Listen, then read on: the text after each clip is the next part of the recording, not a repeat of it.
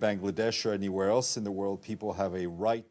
বুধবার জাতিসংঘের নিয়মিত ব্রিফিংয়ে বাংলাদেশ ইস্যুতে বিবৃতি পড়ে শোনান জাতিসংঘ মহাসচিবের মুখপাত্র স্টেফেন ডুজারিক। তিনি বলেন, ইন্টারনেট ও ব্যাংক সাময়িক বন্ধ থাকা এবং কারফিউ এসব চ্যালেঞ্জের মধ্যে জাতিসংঘের অংশীদাররা কাজ অব্যাহত রেখেছেন।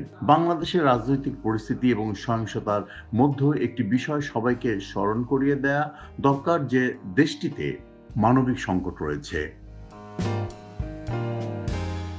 সাইক্লোন রেমাল সহ বিভিন্ন দুর্যোগে আক্রান্ত মানুষদের অংশীদারদের সঙ্গে নিয়ে আমরা সহযোগিতা করে যাচ্ছি। প্রশ্নোত্তর পর্বে বাংলাদেশি সাংবাদিক এবং সাবেক প্রধানমন্ত্রী বেগম খালেদা জিয়ার তৎকালীন সহকারী প্রেস সচিব মুশফিকুল ফজল আনসারী জানতে চান, বাংলাদেশের বিভিন্ন জায়গায় আন্দোলনে অংশগ্রহণকারী শিক্ষার্থীদের ওপর আক্রমণ অব্যাহত রয়েছে। এসব ঘটনায় তদন্ত করতে বাংলাদেশ সরকার কি জাতিসংঘের সহায়তা চেয়েছে? জাতিসংঘ কি এ ধরনের আহ্বানে বাংলাদেশের নিয়ন্ত্রিত রাষ্ট্রীয় প্রতিষ্ঠানের অধীনে তদন্ত করবে নাকি নিজেদের ব্যবস্থাপনায় তদন্ত করবে?